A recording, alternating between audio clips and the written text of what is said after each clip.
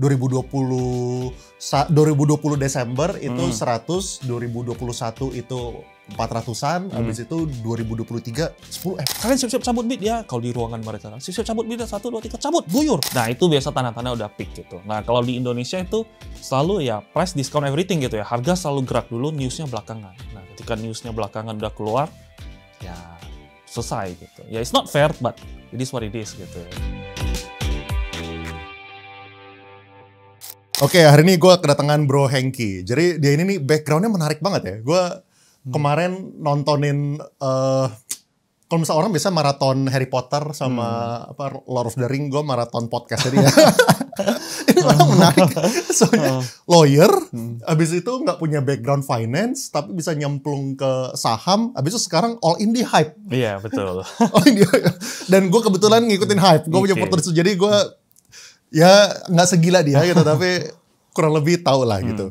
Dan ini soalnya pertama kali gue ketemu, jadi gue agak malu-malu kalau misalnya nanya portfolio dia berapa gitu kan. Jadi awalnya gue pengen mikir, bro kita bikin perjalanan dari 100M pertama gimana gitu, dari 0 ke 1, 1 ke 10, 10 ke 100, cuman gak enak gitu. Jadi yaudah dah, 0 ke 10 aja kalau gitu, 0 ke 10. Oke bro, boleh tolong sharing gak dari background dulu ya, lu dulu kuliah apa, belajar apa dulu, pernah kerja di mana gitu?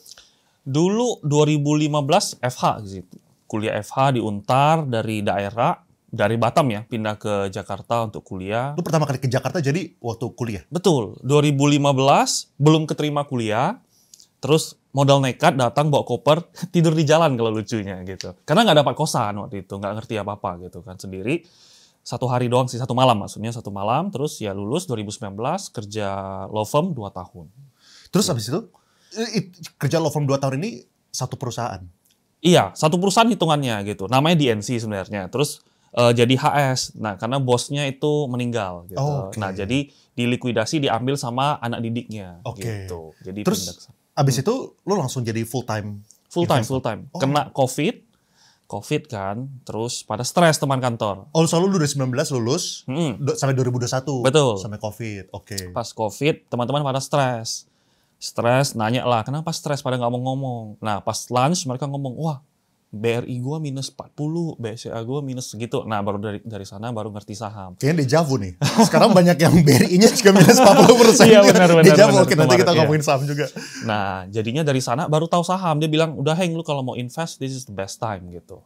Nah, dan pas banget RDN-nya jadi, pas lagi pivotnya gitu. Jadinya ngerasain duit kok enak banget gitu. Nah dari sana baru tekunin trading. Oke.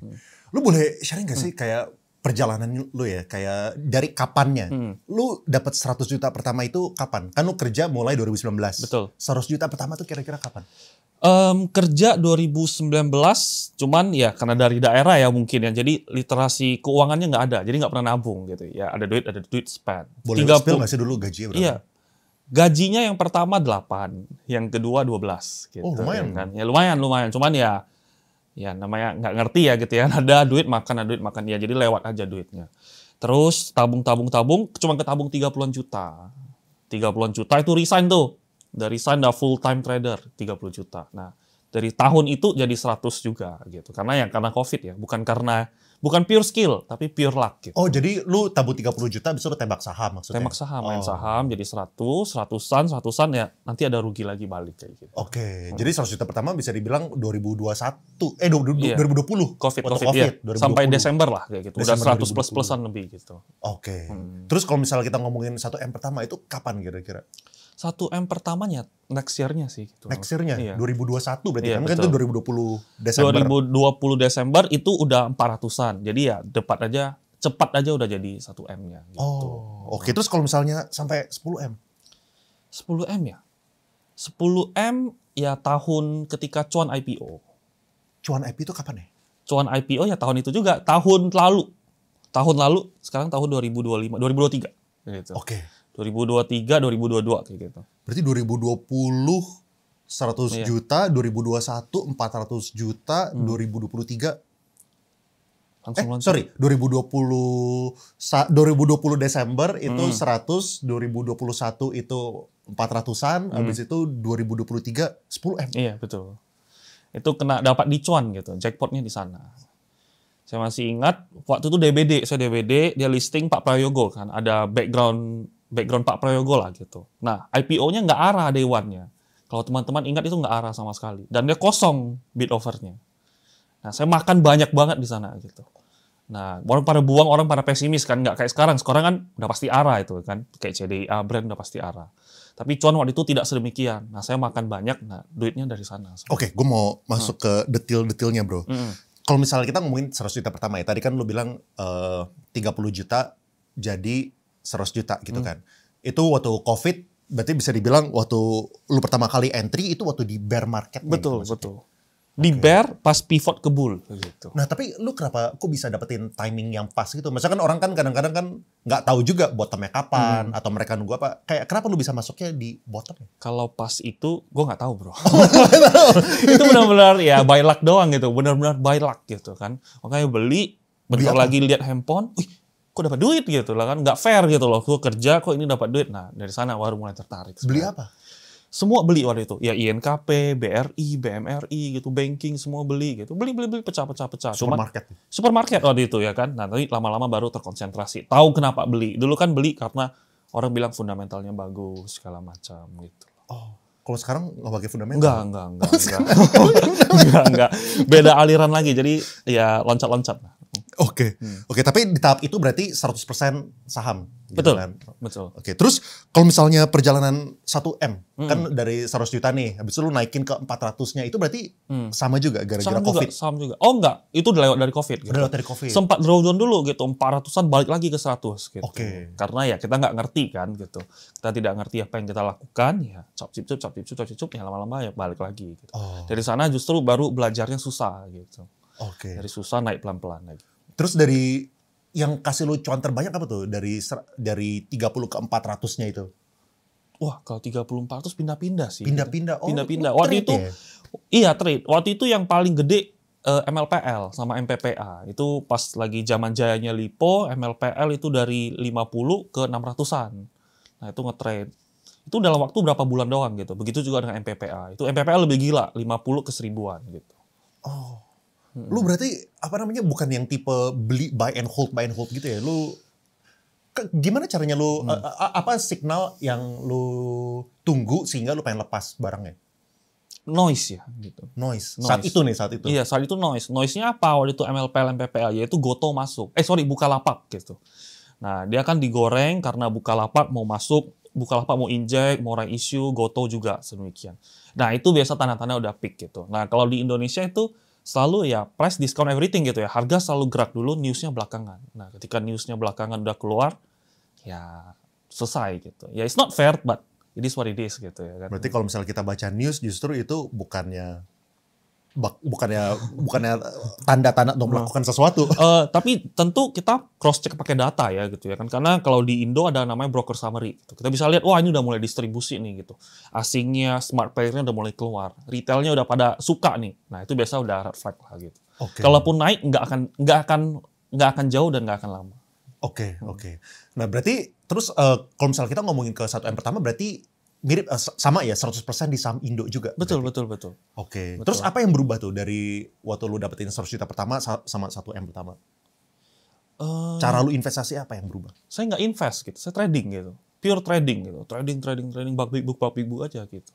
Ya bedanya ya cuman skala main sahamnya doang. Dari gorengan main jadinya big caps doang gitu.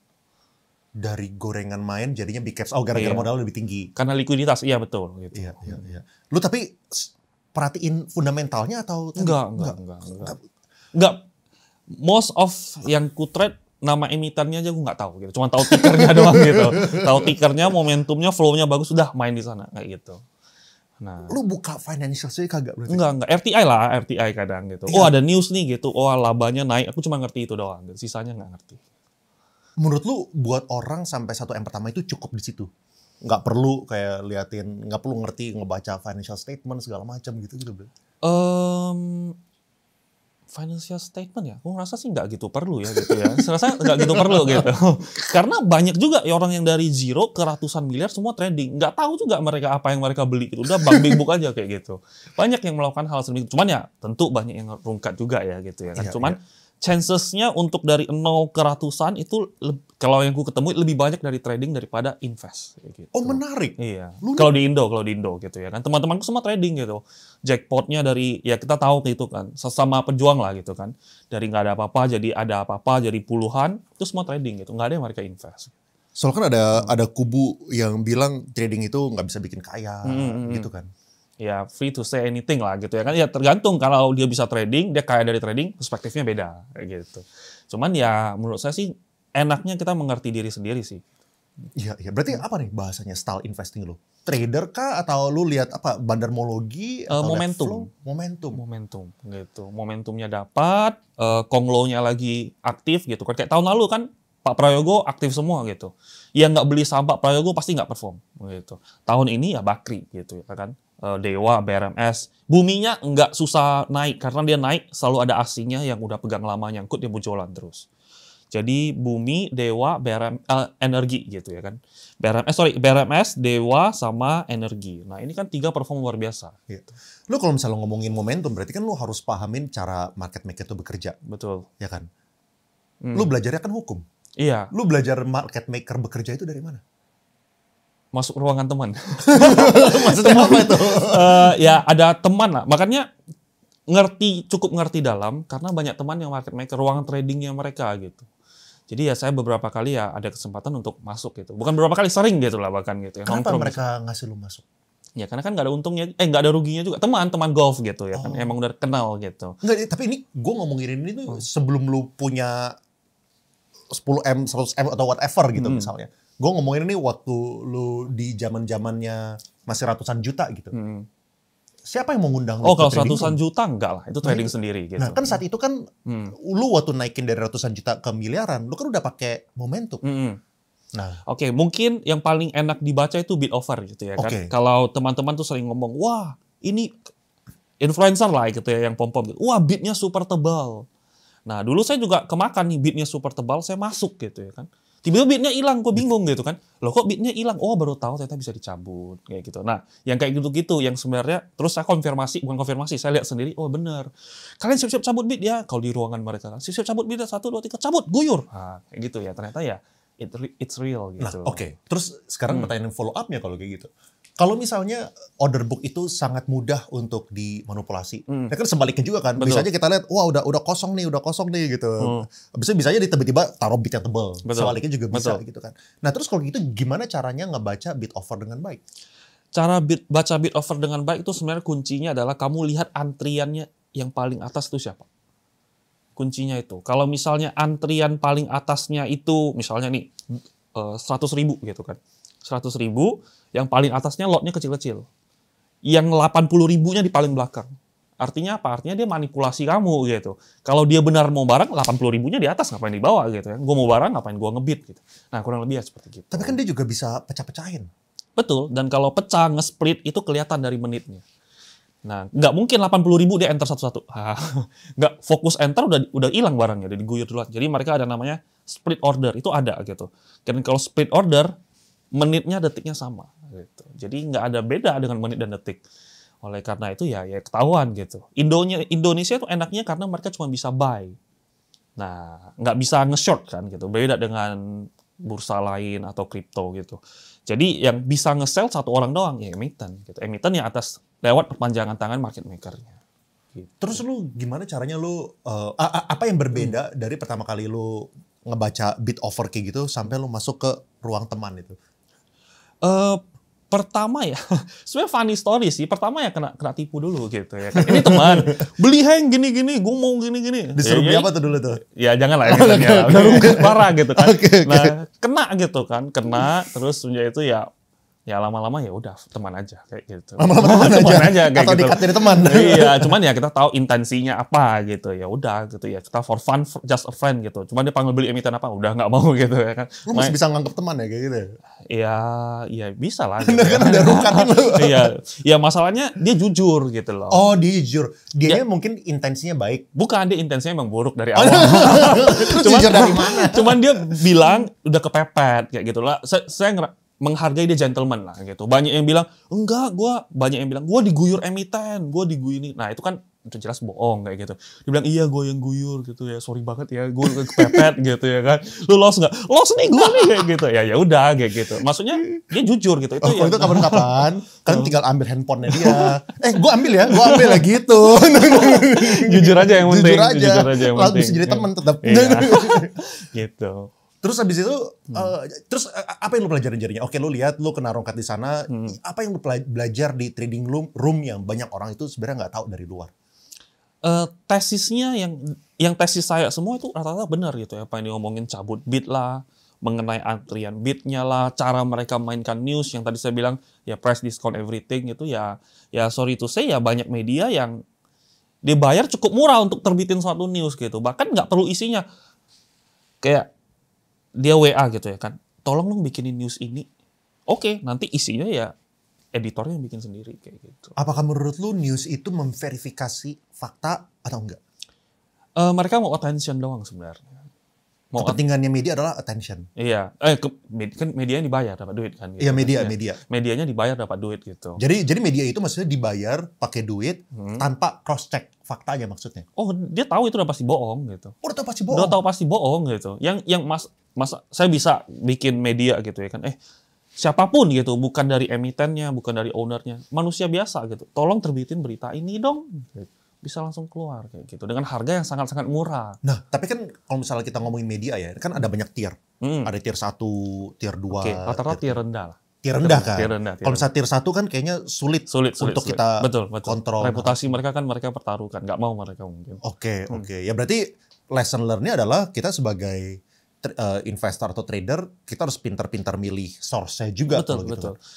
Source sebenarnya cross check sama data sih. Source susah kita dapatkan karena limitasi dalam literasinya dikit gitu. Enaknya kita pakai data. Kalau bursa kita tuh datanya banyak, cuman berserakan. Nah orang Indonesia tuh nggak mau nyari gitu. Nah oke, bener kayak gini bro. Misalnya kalau misalnya kita ngomongin, misal lo bilang cross check by data gitu ya. Misalnya ada berita tentang GoToGrab, GoToGrab merger gitu. Betul. Kalau nggak salah berita GoToGrab merger tuh akan dirampungkan dalam waktu beberapa bulan kemudian. Betul. Ternyata itu signal peak-nya. Iya. Ngajarin langsung jebol gitu. Nah, tapi kalau misalnya kayak gitu, lu mau fact check sama data dari mana? Oke, broker summary jawabannya. Mereka udah lepas barang atau enggak? Waktu itu ketika GoToGrab dia announce gitu ya kan mau merger gitu ya kan. Malah saya cek sebaliknya. Saya udah nggak trading Goto gitu. Awal-awal saya trading Goto. Nah, saya cek faktanya udah distribusi gitu. Nggak mungkin kalau distribusi ya dia nggak mungkin dia distribusi kalau dia beneran mau merger kayak gitu. Karena barang bagus nggak ada yang mau jual barang murah gitu ya kan. Nah jadi broker summary-nya udah menunjukkan terus kemudian itu it's a good news ya, it's a big news. Tapi market tidak respon gitu. Nah kalau misalnya lu ngomongin Broksum, apa yang lu lihat dari Broksum? Lihat retailnya biasanya. Saya doyan lihat retail. Retailnya masuk atau enggak? Betul. Biasanya kalau saham, banyak yang bilang, wah ini broker ini. Bingung. Misalnya saya satu hari ini, saya pakai broker CP. Saya mau pindah pakai YB, boleh nggak? Boleh gitu ya kan. Ya siapa lu gitu, nggak larang gua gitu. Terus gua mau transfer barang juga tinggal kontak sekuritas, isi form. Udah, CP-nya hilang selamanya, ada YB. YB saya pindah lagi ke SF, bisa nggak? Pindah lagi ke IF, bisa nggak? Bisa, semua itu sangat bisa. Gitu. Nah yang nggak bisa pindah-pindah dan nggak tahu pindah-pindah dan nggak ngerti pindah nggak boleh ngomong itu. Bukan itu tadi gue salah ngomong kode broker ya. Nah ya mereka yang melakukan hal seperti gitu. Mereka itu polos. Jadinya ya emang rantai makanan ya mereka selalu di dunia ini ya retail selalu dimakan. Gitu. Masuk akal. Masuk akal. Jadi kita harus lihat mereka. Gitu. Lu pakai technical analysis nggak? Waktu lu decide lu pengen masuknya atau technical enggak. Gitu. Cuman hanya untuk lihat momentumnya, marketnya gimana gitu. Karena ya biasa technical analysis tuh selalu digambar gitu, Ya. Terus kalau kayak gitu ya, menurut lu kalau misalnya orang yang value investing itu, apakah menurut lu orang yang value investing itu bakal nggak kaya-kaya? Wah, saya nggak berani ngomong gitu sih gitu. Beda ya value investingnya mungkin ya. Mungkin zaman sekarang Indo value investing susah gitu. Sekarang susah, lihat banking segala macam ya nggak perform gitu. Nggak lebih perform daripada saham-saham konglo. Ya beda lah, kalau kamu cari value, cari ekonomi, ya silakan value investing. Kalau kalian mau cari cuan, menurut saya ya nggak peduli value investing atau apapun. Gitu. Terus cara lu milih stock universe-nya kayak gimana? Momentum ya lagi performnya apa ya biasanya narasi sih gitu. Kalau dulu, saya masih ingat dulu pas main brand gitu. United Nation. Nah, dia lagi gencar-gencarnya itu yaitu ya energi baru terbarukan gitu. Ya brand listing ya tambah lagi dia Konglo ya ada momentumnya. PGO padahal lebih murah daripada brand. Dan EBT juga, kenapa dia nggak seperform brand? Karena dia BUMN gitu. Nggak ada Konglo yang ngedrive-nya. Iya, iya. Nah, cuman kalau yang Pak PP ini kan itu perjalanan lu ke 10 miliar pertamanya Betul. itu kan. Oke, kalau itu gue masuk ke yang 10 M pertamanya ya. Hmm. Nah, kenapa lu fokus sama sahamnya Pak PP? Ini gue ngomongin saat itu ya, cuannya. Kan kalau misalnya sekarang CDIA ya beda ya. Betul. CDIA orang tinggal lihat track record, Betul, ya kan? betul. Tinggal ngelisting semua sahamnya Pak PP dari ujung sampai bawah. Ya, Udah bikin arah sama berjilid-jilid secara otomatis Iya. gitu. Udah euforia semuanya. Udah euforia, Iya, naiknya bukan 50%, 50x. Wah, bahaya. Jangan. maksudnya dulu, gue Iya, bukan iya. ngomongin CDIA. Iya. Nah, tapi saat itu, kenapa lu fokus di saham Pak PP? Waktu Ini gue ngomong kayak gini supaya buat studi kasus, supaya teman-teman bisa spot kapan-kapan kalau misalnya ada saham Pak PP lain ya, AA, BB gitu kan, Iya. whatever gitu kan. Iya. Ya, kita pengen Atau studi Konglo kasus. lainnya juga. Konglo lainnya Iya, gitu. iya. Kayak apa, thought proses lu apa? Pertama, mereka biasanya nggak exit ke retail. Tapi Karena Pak PP kan saat itu cuan track recordnya belum sebanyak sekarang. ya dulu dia track recordnya luar biasa. TPIA, BRPT pas dia listing, bursa goyang. Jadi volatilnya ikut sahamnya dia gitu. Ya tandanya ya dia quote unquote ya player lah gitu ya. Ya he knows exactly what he's doing gitu. Kan cuman ya sekarang ya dijegal semesta berapa kali kan.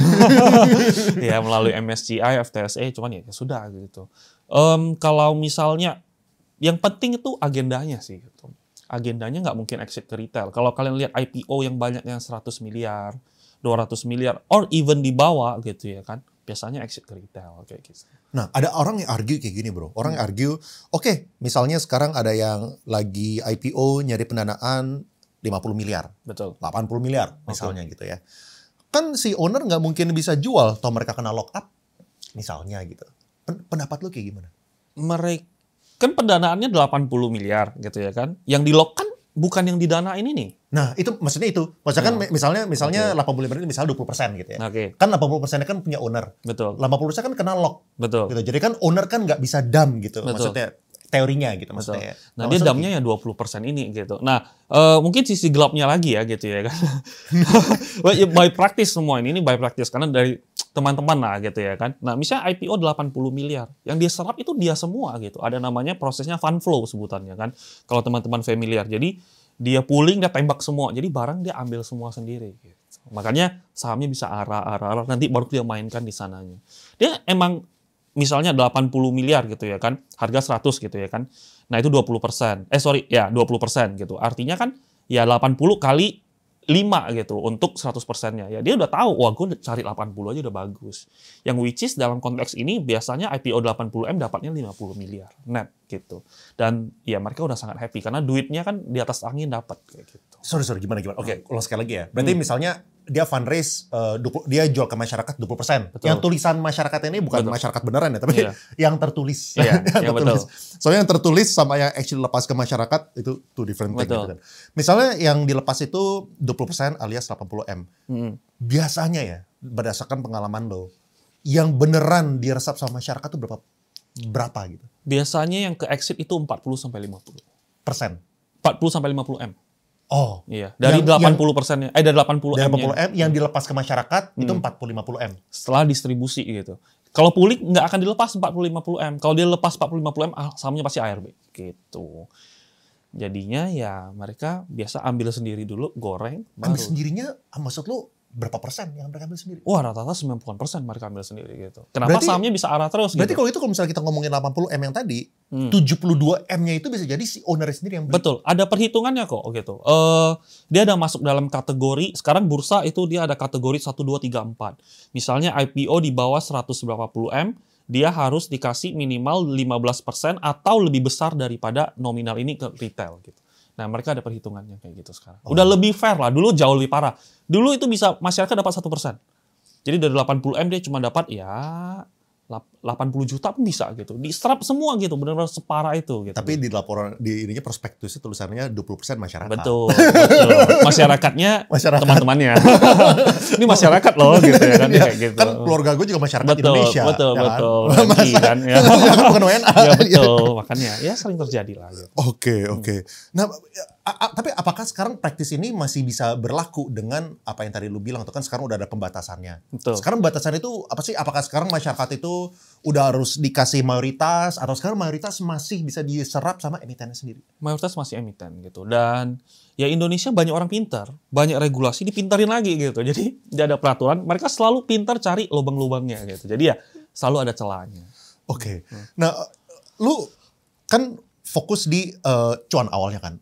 Nah, waktu orang lain itu kan saat itu kan awal-awal nggak langsung arah gitu misalnya. Betul. Kan, nggak berjilid. Oh, berjilid sih. Berjilid. Cuman dia kebuka gitu. Dia nggak langsung lock arah, dia kebuka, kita makan arah. Nah, besoknya lagi gitu sampai 1000. Kan ada orang yang teorinya kayak gini. Orang teorinya itu adalah lu kalau misalnya udah arah-arah berjilid jangan ngejar. Kenapa lu kejar?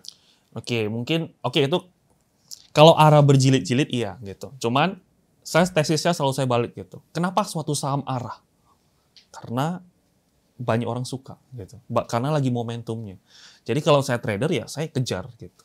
Tapi ya tentu kalau misalnya udah nggak sesuai saya buang gitu. Sering saya kejar dibanting ya buang kayak gitu. Misalnya orang tuh jangan bilang jangan kejar. Mereka nggak tahu kenapa mereka kejar. Pas mereka kejar salah mereka pasrah gitu. Nah Tunggu itu sampai balik modal. Betul, itu nggak akan balik. Nggak akan gitu. balik. Karena namanya ada impulsive wave gitu ya. Impulsive wave-nya udah lewat ya selesai kamu gitu. Oke, nah terus setelah cuan, lu juga masuk ke saham PPP lainnya? Betul, brand gitu. Brand. Petro sebelum rame udah masuk gitu.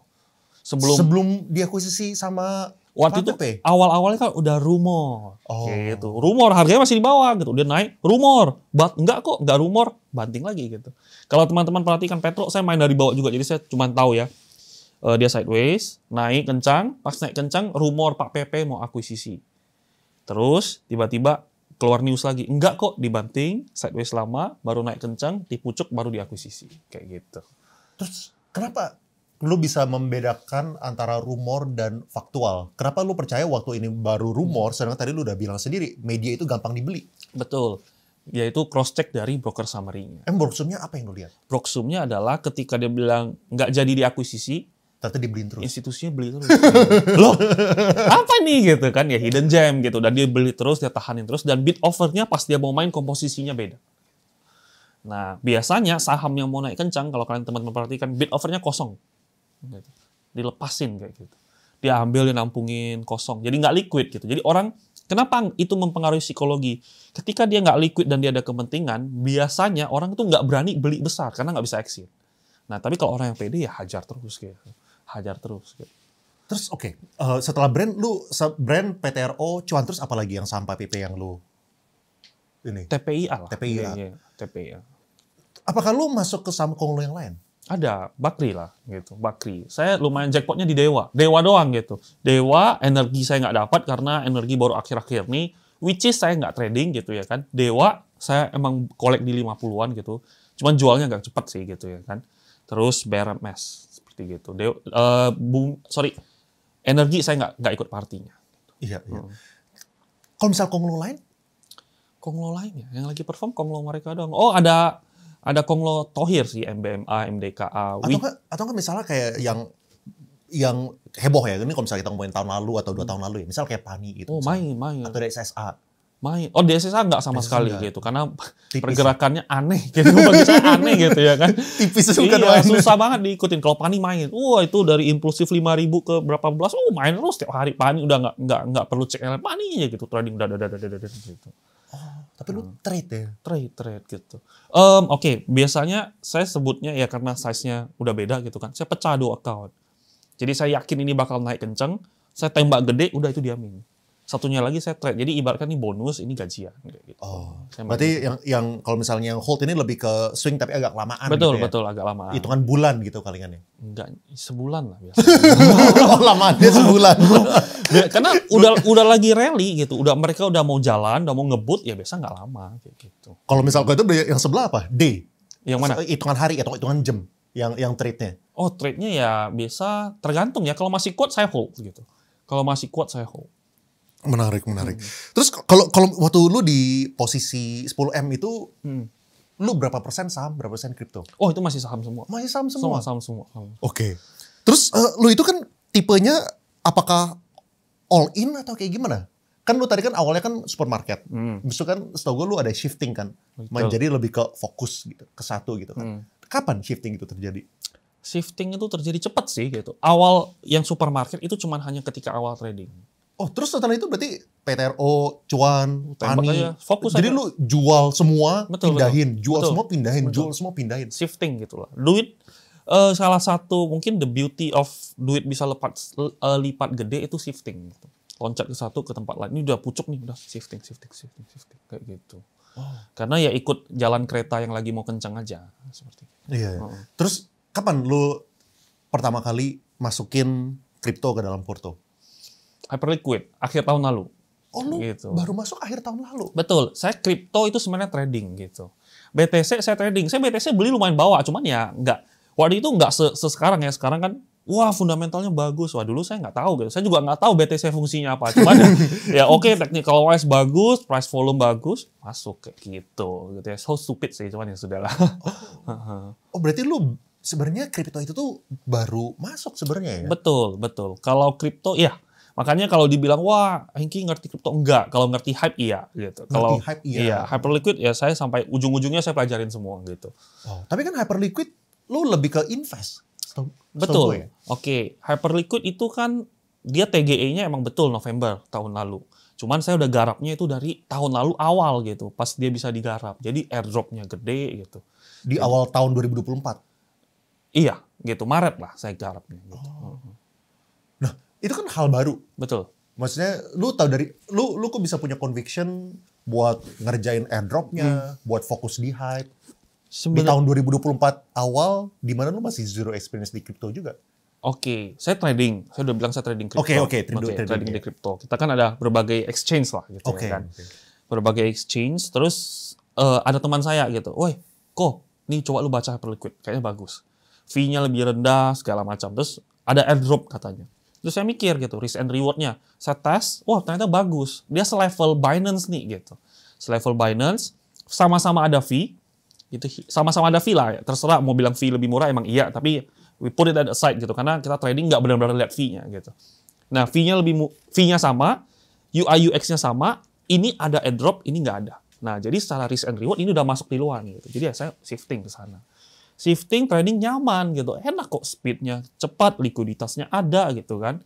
Nah terus masih early dalam konteks kita melakukan segala sesuatu itu harus satu step, beberapa step di depan orang lah gitu ya. Karena ini masih early, garap, dan airdropnya ini enggak menjanjikan hal-hal yang aneh-aneh gitu loh. Nah kan saya baca lagi kan, ini airdrop apa nih? Waktu itu lagi rame tap-tap hamster. tap-tap hamster. Ya gue mikir, ya kalau ini bisa jackpot mah, gue nggak mau kerja lagi gitu kan. Itu kesel gitu kan. Terus aku baca-baca yang lain, wah ternyata banyak yang nggak jelas gitu. Hyperliquid ini nggak, dia adalah ngejual kualitasnya dia seperti gitu. Nah dari sana terus garap. Ketemu ada satu orang namanya, mungkin nggak terkenal, namanya Bisyugo. Gitu ya kan. Ya buat orang yang main kripto tahu lah. Iya. Dia ya sangkatan Kore gitu ya kan. Nah, dia juga garap Hyperliquid gitu. Loh, gue kaget gitu loh. Terus baru ajak dia ngobrol, dia ceritain lebih dalam, dia bilang ini ya the best thing yang dia pernah ketemu selama ini. Wah, makin gila, makin yakin. Likuidasi semua harta ya siap-siap nembak hype pas dia TGE waktu itu. Berarti kan gue kan baru ngeliat hype itu di Desember tahun lalu lah. Berarti udah agak telat gitu kan. Emang produknya sih menurut gue keren, bagus gitu. Cuman saat itu ya, berarti bisa dibilang produk ini udah launching dari awal 2024 ya? Betul. Gitu, akhir tahun bahkan. Akhir 2023? Iya, akhir tahun 2023 dia udah itu. Cuman gue belum masuk sama sekali. Oke. Terus lu akhirnya shifting, jual lu punya saham semuanya pindah ke hype-nya ini kapan?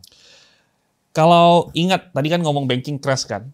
Itu sebelum banking crash. Benar-benar itu outflow. Juni dong? Juni tahun lalu kira-kira. Outflow-nya itu udah jelek banget gitu. Kalau teman-teman ingat gitu ya kan. Waktu itu gue sering ngomong gitu kan. Ini foreign-nya keluar terus nih. Gue nggak tahu kenapa foreign-nya keluar terus. Dan gue masih ingat juga BBRI pengumuman laporan keuangan bagus. Direksi buyback. Nah ini ya news ya kan. Laporan keuangan bagus.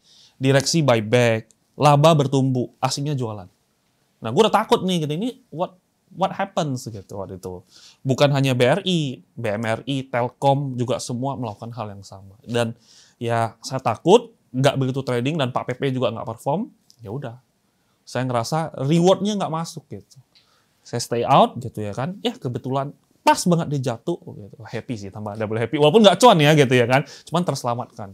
Nah dan masuklah ke hyperliquid semua. Lu waktu jual tuh maksudnya pasang stop loss, pasang trailing atau lu manual jual? Manual jual. Gue nggak ngerti pasang stop loss segala macam. Manual semua.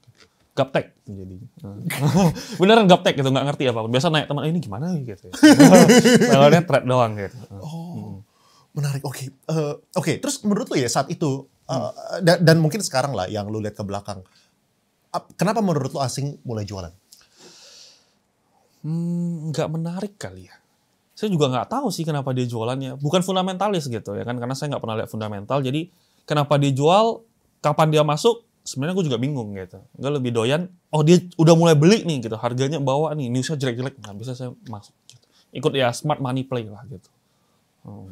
Gue takutnya dari tadi orang-orang bisa ngitung bro. Ini gak tahu nih, yang section ini gue gak tahu mesti cut atau enggak ya. Tapi 10M pertama itu cuan. Habis itu masuk di hype itu pertengahan tahun lalu. Sekarang hype udah naik berapa kali? Lo kan bisa ngitung bro. Iya. Gue gak tahu nih, ini butuh di-cut kan ya? Gak apa. Oke, silakan. Silakan ngebayangin diri sendiri aja kalau kayak gitu. Terus gini bro, waktu lu pertama kali dapetin 10 miliar pertama kan? Ya gitu ya. Kan keluarga lu bukan dari background finance kan? Bukan. Nah, berarti kan 10M itu kan pasti uang yang wah. Iya. Ya kan? Lu kepikiran gak sih, wah ini uang gue takut miskin nih. Gue mau diversifikasi gitu. Gue mau belanja kayak obligasi lah, apalah gitu. Atau lu gak ada perasaan itu sama sekali? Enggak sih. Sama sekali enggak. Gue mengenal diri gue sendiri gitu. Gue mengenal diri gue sendiri kalau gue itu nggak ada adrenalin, nggak hidup gitu, ya kan? Jadi suka terpacu gitu. Jadi kalau untuk obligasi main safe, bukan mau ya menyalahi semuanya ya gitu ya kan. Cuman ya saya mengenal diri saya sendiri lah gitu. Saya dapat dari 0 sampai sekarang, saya dapat sendiri gitu kan. Saya tahu kenapa saya dapat. Jadi kalaupun amit-amit ya berkurang banyak, saya tahu cara dapatinnya lagi. Kurang lebih seperti gitu. Sekarang juga dapatnya 0, tapi 0 di belakang. Amin. Ya terus lu boleh ini gak ya jelasin, soalnya kan banyak teman-teman di sini beda sama Bro Andreas Tobing lah. Kalau misalnya dia kan pengikutnya itu crypto lover ya. Jadi ngerti banget hype gitu. Betul. Tapi buat teman-teman yang belum ngerti hype gitu, apa sih itu hype? Hype ya. Hype mungkin kalau saya bahasa awamnya itu dia adalah Bitcoin yang baru lahir di tahun 2024. Saudaranya Bitcoin yang lahir tahun 2024.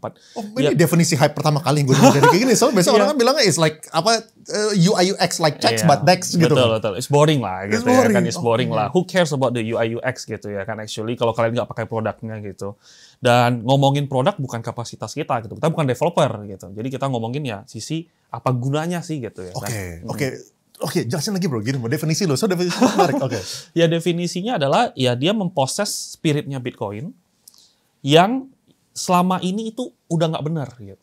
Nah, dan anak-anak tirinya lainnya yaitu ya XRP, ETH, BNB segala macam anak tirinya digabungkan menjadi satu yaitu Hyperliquid kayak gitu. Sebenarnya spiritnya Bitcoin yang udah nggak benar. Emang apa yang nggak benar dari spiritnya Bitcoin. Pertama kita ngomongin tentang sebenarnya bisa kita tunjukin data sih. Boleh. Oke. Gimana bro? Apa prinsip Bitcoin yang hilang? Oke, prinsip Bitcoin yang hilang pertama itu kita ngomongin tentang desentralisasi, gitu ya kan.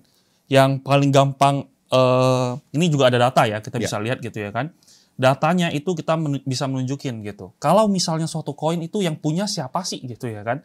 Nah yang benar-benar dia punya itu siapa gitu. Nah kalau di sini kita bisa lihat tuh ya kan. Nah kayak BNB gitu. Nah, yang paling gampang contoh itu ya BNB gitu, BNB chain gitu. Ya mayoritas itu sebenarnya punya si CZ-nya gitu ya kan.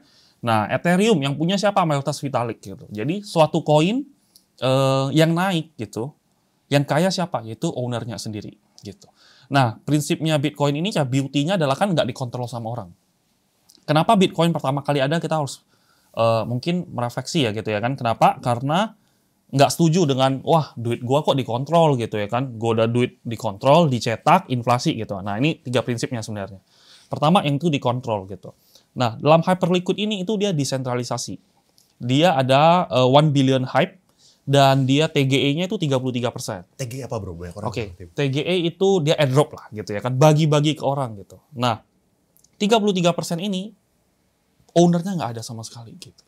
Jadi semua users yang menggunakan, ya early users di-appreciate melalui tokennya ini, yaitu Hyperliquid. Jadi 33% ini itu semua terdesentralisasi dan uniknya ownernya nggak pegang barang bawah, malah dia beli barang kita ini gitu di harga atas. Nah, ya nanti kita akan ngomongin lanjut gitu ya kan. Nah, pertama yang desentralisasi. Desentralisasi sebenarnya bisa lihat dari dua sisi sih. Satu adalah pengkuasa supply, satunya lagi adalah validator gitu. Nah, Bitcoin ini validatornya paling banyak. Orang bilang Hyperliquid ini validatornya masih dikit. Yes, masih dikit gitu. Karena dia baru TGE ya 6 bulan, 7 bulan gitu ya kan. Pertama dari 7 meningkat jadi 21. Nah, validatornya. Jadi itu quite bit teknis gitu kan. Kalau ngomongin itu akan boring.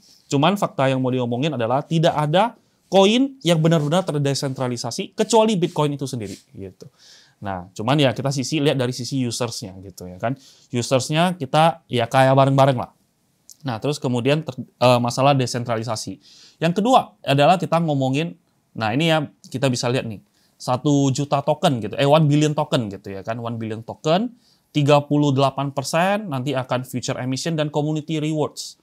31% Genesis distribution, itu juga komunitas yang pertama-tama. Jadi misi pertamanya adalah membagikan token-tokennya ke komunitas gitu. Karena misi utama Jeff adalah community first. Nah, it's quite unique gitu loh. Seseorang yang bikin produk seperti BNB, speednya seperti BNB, UI UX-nya bagus, ada revenue, dan dia ada ya hyper EVM-nya segala macam, tapi dia nggak dapat keuntungan. Nah, it's quite unique gitu. Nah, makanya kenapa orang-orang itu suka terhadap ini. Karena kita bisa kaya. Kalau sekali lagi BNB naik, kita nggak bisa kaya gitu. Kita bisa dapat profit, tapi kita nggak bisa kaya.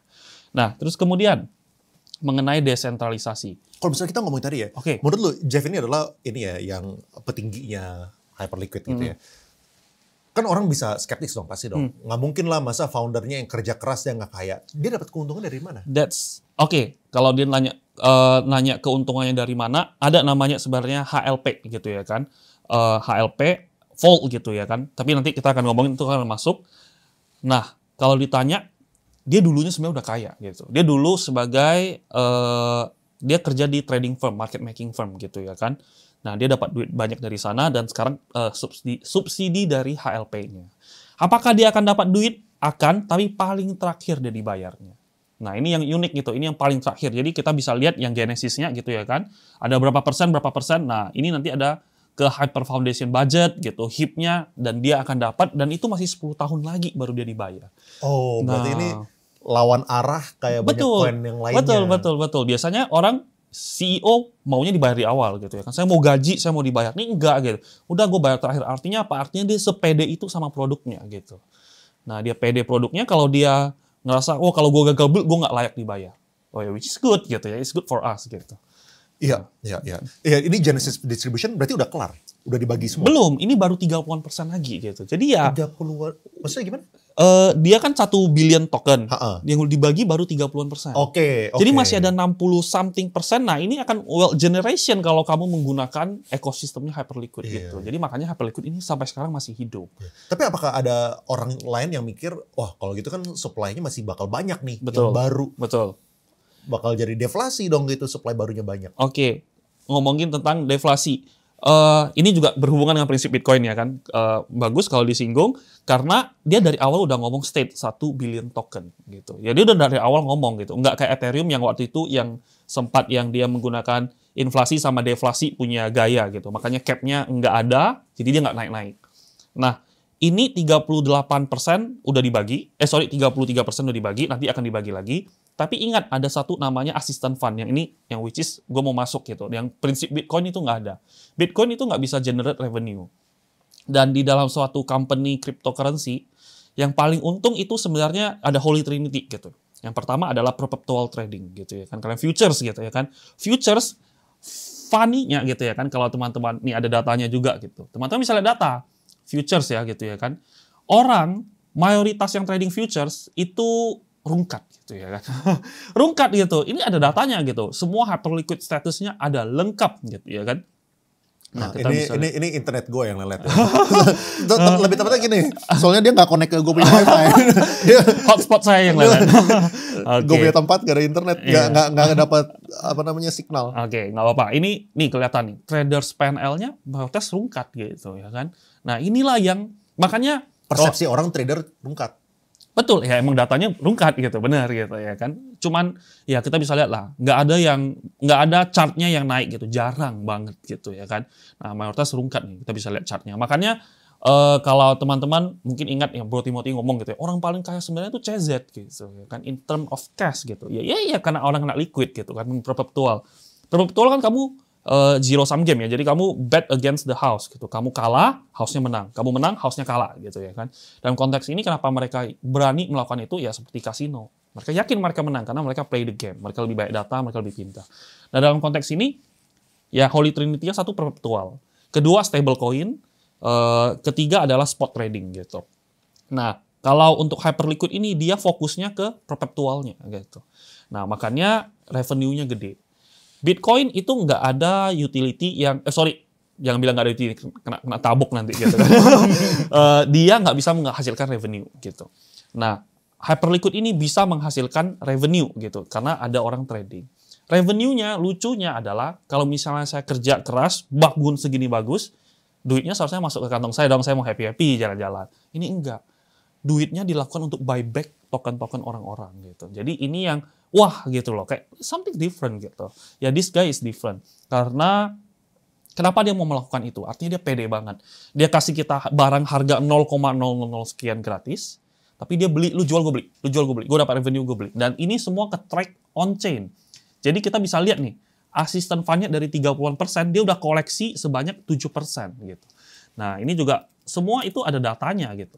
Dan ini on-chain ya, on-chain artinya ya terbuka secara live, nggak ada yang apa ya, nggak ada yang disembunyikan dan nggak bisa disembunyikan. Nah dia bisa lihat nih asisten fund-nya dia udah beli gitu. Dia udah total beli sebanyak $1 billion. Jadi $1 billion seharusnya bisa masuk ke kantong Jeff, tapi dia beli. 97% dia beli, 3% dia lakukan untuk burn token hype-nya. Jadi dia sebenarnya justru uniknya adalah melawan inflasi. Kamu nggak perlu susah-susah, wah mata uang inilah, suku bunga lah, segala macam. Menurut saya ya gitu ya kan. Kamu cukup beli Hyperliquid, ini udah otomatis melakukan inflasi gitu. Karena kamu bayangin, dia beli terus-terusan. Ini juga ada hitung-hitungannya gitu. Hitung-hitungannya apa? Hitung-hitungannya nah, revenue kita rata-rata, bukan revenue kita, revenue Hyperliquid itu rata-rata itu $2 juta per hari. Kalau sekarang harga 40.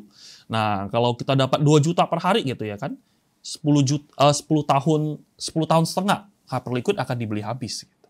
2 million daily revenue gitu. Nah, kalau revenue-nya naik ya makin cepat gitu ya kan. Jadinya ya secara kita main player versus player ya 50-50 gitu. Tapi kita nggak 50-50, kita 1,5 lawan 1 orang gitu ya kan. 1,5-setengahnya siapa? Asisten fund yang melakukan beli terus-terusan.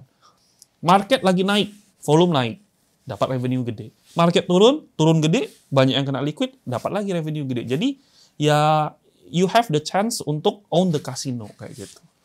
Nah, jadi dia udah desentralisasi, melawan inflasi, terus dia ada di pack kayak gitu kan.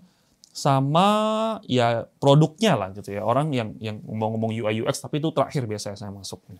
Jadi ya itu the beauty of Hyperliquid. Menariknya itu ya, mereka menggunakan semua revenue-nya buat buyback ininya ya. Betul. Dan dia mau house of all finance. Jadi dalam artian dia mengizinkan Hyperliquid lu untuk produktif di sananya. Lu bisa staking, lu dapat APY, lu bisa borrow, lu bisa gadaikan Hyperliquid lu dapat duit, nanti duitnya lu bisa putar lagi.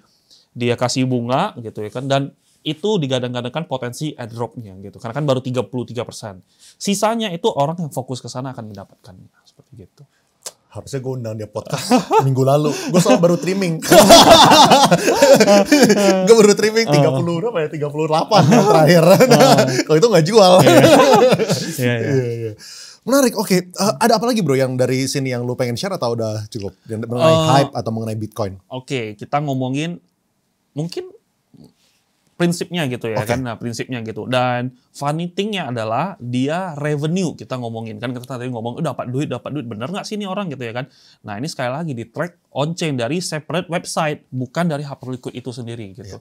Nah, sorry ya, gue tadi mungkin agak ngomongnya kecepatan, soalnya yang tadi gue bilangnya kayak checks, tapi sebenarnya DEX itu banyak teman mungkin yang nggak ngerti. Maksudnya tuh kalau misalnya beli kripto itu biasanya kan pakai checks, nama itu centralized exchange. Dan itu kalau misalnya di Indonesia itu kayak misalnya kayak Peluang, Toko Kripto, Indodax, itu namanya itu checks gitu ya. Kalau misalnya luar negeri ada yang kayak Binance, OKX dan lain-lain ya, BitGet gitu-gitu ya. Nah, cuman kalau misalnya DEX itu namanya decentralized exchange. Jadi supaya teman-teman tahu apa itu hype ya. Jadi kalau misalnya biasanya konotasinya DEX itu clunky, kurang bagus, nggak seintuitif checks gitu. Nah, jadi yang dari tadi kita ngomongin hype ini fungsi itu. Jadi mereka itu kita bisa jual beli, bisa trading, bisa futures, bisa pakai leverage gitu ya. Kayak UI UX-nya kayak checks, intuitif, tapi dia itu sebenarnya DEX gitu jadinya ya. Jadi kira-kira itu secara garis besar konteksnya hype. Oke, silakan. Kita lanjut. Nah, ini revenue-nya gitu. Dia revenue nomor 4. Nomor 1 siapa? Tether Circle. Tether Circle itu apa? Stablecoin gitu ya kan. USDT, T-nya Tether. USDC, C-nya Circle gitu. Nah, PancakeSwap dan yang DEX yang paling menguntungkan, ini PancakeSwap itu ya orang swapping lah gitu ya kan. Chain-nya banyak gitu. Cuman konteks ini adalah yang keempat adalah Hyperliquid. Mengalahkan Ethereum. Ethereum aja kalah gitu ya kan. Banyak lah. Semua kalah lah gitu ya. Karena udah top nomor 4 kan gitu. Jadi revenue-nya ya sebanyak segini dia buyback-nya gitu. Jadi selama tradingnya itu terus meningkat, orang masih terus main futures apalagi, itu bakal meningkatkan dia punya peluru untuk terus buyback. Betul. Semakin banyak orang main ya semakin dia senang. Gitu. Apakah itu tuh keputusan orang untuk melakukan buyback atau itu udah embedded di code bahwa mereka ini bakal buyback kalau misalnya ada revenue? Pertama dia nggak ngomong gitu. Nah tiba-tiba pas TGE dia ngomong, makanya kalau teman-teman ingat chartnya langsung zrut gitu ya kan. Nah, itu ketika dia ngomong seperti gitu. Jadi Jeff ini full of surprise gitu. Nah, dan kan saya selalu bilang gitu kan, price discount everything gitu ya kan. Nah, ini enggak gitu. Dia ada news sering kaget gue gitu kan. Gue lagi santai-santai. Hyperium gitu ya. Nah, tapi harganya udah nggak naik gitu. Maksudnya dia yang gini pengumuman Hyperium, oh bisa nak gitu. Kalau yang lain kan nggak udah gini. Nah, baru umumin. Nah, itu bedanya. Jadi full of surprise-nya seperti gitu. Oke, terus dari sini udah ya, yang dari screen record ya? Ada lagi sih, cuman ya oke. Di bagian belakang ya? Oke. Nah, gue pengen nanya mengenai ini bro, mengenai harga hype ya. Soalnya kan hype ini menariknya kayak gini. Gue waktu masuk tuh di $9. November atau Desember tahun lalu. Desember tahun lalu $9. Habis itu sempat happy kan? 30-an kan? 30. Habis itu round trip balik ke 9 lagi gitu kan. Sama. Sekarang balik lagi ke 3. Sekarang bukan balik lagi ATH 40, 45 sekarang ke 40 lah gitu. Baru kemarin ke 40-nya dikasih plus 6% sehari. Nah, yang gue pengen tanya kayak gini. Waktu pertama kali naik jadi 30, pasti perasaannya euforia. Betul. Ya kan? Apalagi lu masuknya dari way before. Betul. Nah, pertanyaan gue dari 30 balik lagi ke 9, apa perasaan lu? Pasrah sih gitu ya. Ya saya belajar dari kesalahan gitu. Bodoh juga gitu ya kan. Karena 30 nggak trimming sama sekali. Waktu itu benar katanya euforia gitu ya kan. Karena impulsive wave. Terus ngerasa wah ini udah naik terus-terusan. Tapi ternyata ya benar. Nggak gitu. Di humble by the market lah. Yang udah nasi jadi bubur sih waktu itu. Tapi masih yakin gitu. Masih sangat-sangat yakin bahkan. Cuman udah telat gitu. Apa yang ngasih lu conviction bahwa Oke, lu boleh sharing gak sih, kalau misalnya kita ngomongin timeline ya, kita ngomongin timeline dulu deh. Dari 9 nih, dari akhir tahun lalu gitu ya, dari akhir tahun lalu jadi ke 30. Itu gara-gara apa? Lalu 30 balik ke 9, itu gara-gara apa? Lalu 9, sekarang balik lagi ke ATH dan ke 40, itu gara-gara apa? Dia dari pertama kali ke 30 itu euforia pasti. Dan nggak ada yang mau jualan barang. Nah, nggak ada yang mau jualan barang, tapi yang ke 30 ke 9 mungkin kita ngomongin itu ya kan. Pertama, itu adalah BTC jatuh. Dan saya banyak teman yang dia dapat airdrop gede gitu ya kan, puluhan juta dolar gitu ya kan, puluhan juta dolar dari Hyperliquid. Tapi ujung-ujungnya habis semua. Kenapa? Karena dia leverage. Dia main leverage gede. Nah, BTC-nya turun parah. Dia nggak mau kena liquid, dia nggak mau cut loss. Jadi dia mau tambalin dulu. Cara tambal butuh apa? Butuh duit gitu kan. Mau nggak mau dia jual hype-nya. Nah, jadi bantalan yang paling ada dijual. Hype-nya dijual terus, dan itu bukan hanya satu orang gitu. On-chain bisa di-track ya. Kalian nge-track itu banyak yang melakukan hal tersebut. Makanya ya Hyperliquid-nya itu jatuhnya parah banget gitu. So mereka liquidate untuk supaya mereka punya porto lainnya yang mereka trading pakai leverage ini nggak kena liquidated. Betul, gitu betul. maksudnya. Dan mereka tradingnya juga di Hyperliquid gitu. Jadi kalau mereka rugi ya sebenarnya saya senang-senang aja gitu ya. Ya kan? Ya buyback nih gitu ya kan. Nah, jadi ya seperti gitu. Terus kemudian ada FAT dari Jelly Jelly gitu ya kan. Kasus, Apa itu? Jelly Jelly itu, nah konteksnya adalah dia koin kecil gitu ya kan. Dia listing di Hyperliquid gitu. Oke, nah ini sekalian tadi yang saya mau ngomong HLP Vault ya gitu ya, yang cara dia dapat duit. Jadi kalau misalnya exchange, kalau kita misalnya rugi, yang ambil semua itu adalah ownernya, yaitu kalau konteks ini kalau si kuning ya CZ-nya gitu. Tapi kalau Hyperliquid dia kasih kita untuk partisipasi.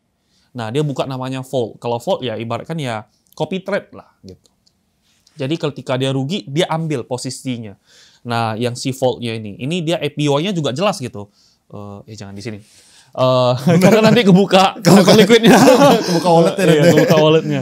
Nah, dia jadinya orang bisa berpartisipasi melakukan itu. Konteks di sini ada orang nge-short super gede di Hyperliquid. Nah, nge-short super gede, tiba-tiba di-dump. Mau di-dump, otomatis harus diambil alih sama HLP Vault-nya ini.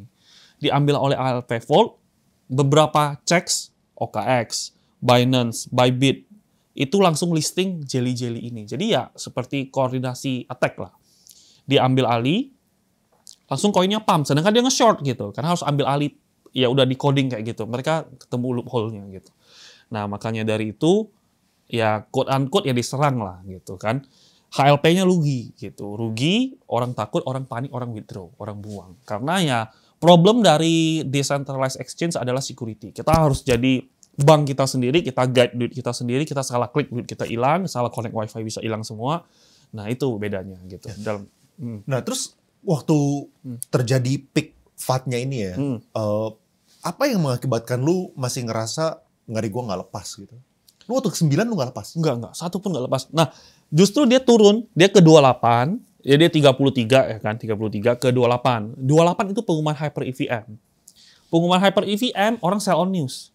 Gue mau sell, tapi gue staking, gue lupa. Staking unlock-nya harus 14 hari gitu. I know, ya kayak, aduh, parah nih gitu kan. Dan benar, udah turun ke 20 something. Udah turun ke 20 something, sideways diri, gue tahu turun lagi. Tapi I will be very stupid kalau gue jual sekarang kayak gitu. Jadi dia ketika jatuh ke 9, dia kan hammer tuh kan. Hammer hijau, BTC udah mulai baik. Saya malah gadaikan hype saya untuk tembak barang lagi di sana. Oh, waktu di bawah lu gitu. gadaikan buat tembak lagi gitu, ya tembak lagi lebih gede gitu. Kenapa? Karena itu udah sentuh harga assistant fund-nya gitu. Jadi ya saya mikir kalau saya rugi, banyak orang-orang pinter rugi ya. Bareng lah kita gitu ya kan. Ya fair fight gitu ya kan. Saya sama orang pinter, ya minimal mati dengan terhormat lah. Gitu ya. Bukan mati konyol gitu. Jadi ya udah fight aja gitu. Risk reward-nya semua centang hijau. Jadi ya centang hijau orang takut, ya udah momentum kayak gitu. Terus apa yang mengakibatkan dari 9 ini bisa balik lagi ke 40? Mungkin buyback-nya kali ya. Buyback-nya makin gede. Kita bisa lihat nih dari DeFi lamanya ya. Revenue. Oke, ini revenue-nya ya. Nah, ini kan kita harus tunjukin dalam konteks chart. Nah, dia chart-nya itu revenue-nya naik terus gitu. Naik terus, ini yang mengakibatkan Hyperliquid-nya ini, mana ya? Revenue. Hyperliquid ini dia buyback-nya makin kencang. Buyback makin kencang, ya saya sebutnya ya supply crisis lah gitu ya kan. Karena kan tadi udah bilang 7% diambil sama, dari 33%, 7% udah diambil assistant fund. Udah kering nih. Banyak orang yang top tier-nya OG-nya, itu nggak jual sama sekali. Kita bisa nge-track juga mereka jual atau nggak.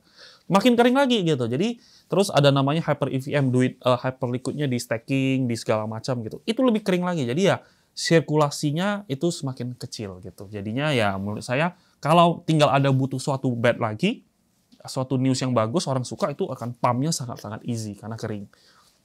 Dan kalau ada playbooknya micro strategi nih di Hyperliquid, yaitu HYLQ namanya, yang kalau teman-teman sering nonton poker, Tony G namanya kan. Nah dia company-nya itu treasury-nya adalah Hyperliquid gitu. Jadi institutional play-nya udah mulai gitu di harga 30-an. Jadi kalau kamu di bawah 30, kamu lebih pintar daripada dia. Kalau bahasanya orang-orang gitu ya kan. Cuman ya we don't care gitu ya kan. Nah, ini revenue-nya naik terus gitu. Revenue-nya ada terus nih dari dari TG, dari listing gitu ya kan. Nah, ada terus semakin banyak likuidasi, semakin revenue-nya naik, buyback-nya makin gede. Dia ini nih waktu dia melakukan buyback, itu tuh lakukannya periodically atau daily atau kayak gimana? Daily. Dia buyback-nya per ketika ada 10.000 masuk duit trading fee. Nah, ini juga bisa lihat on-chain gitu ya kan. Nah, kita lihat home gitu. Kita bisa lihat home. Nah, kita buka website ini, nanti kalau kita ngobrol berapa lama nih asisten fund-nya nih. Misalnya kita, mana dia ya? Oh, lagi loading. Nah, ini. Nah, nanti kita ngobrol berapa lama nih. 11 detik kita buka page ini. Dia udah collect $227. Nanti ada 10.000 dia buyback. 10.000 dia buyback. 10.000 dia buyback. Berarti dia bukan setiap hari lagi, tapi setiap ada duit menit gitu. Jadi ada kan Betul. beli. Dia kayak DCA. Betul. DCA tapi duitnya di fund sama futures. Iya, sama kita-kita. Sama kita. Sama trader-trader. Jadi kalau mau rungkat, mending rungkat di Hyperliquid. Tanggung gitu ya kan. Mending rungkat di Hyperliquid, soalnya bikin Hengki tambah kaya. Sama-sama. Sama-sama kalau sama punya porto Hyper. Betul. Streaming bukan karena saya nggak percaya Hyperliquid, tapi streaming belajar dari kesalahan gitu. Waktu itu $30 udah all in-nya. Itu rekening nggak ada duit gitu. Rekening itu di bawah 10 juta. Kamu percaya Bitcoin nggak? Kalau percaya Bitcoin naik, ya hype akan ngikut gitu. Kalau kamu nggak percaya Bitcoin, ya jangan. Kalau kamu pelajarin fundamental Bitcoin, oh saya sependapat nih Bitcoin akan naik $1 juta lah, berapa, nah hype-nya akan gini mainnya gitu. Saya nggak ngerti ya. Mungkin mereka konglo-konglo ini ada grup WhatsApp kali ya gitu. Tahun ini saya perform ya gitu ya, karena biasa tahun ini perform, tahun berikutnya ya gantian gitu. Maka selalu rotate, karena mungkin mereka sadar kalau retail participation kita itu nggak bisa pecah gitu.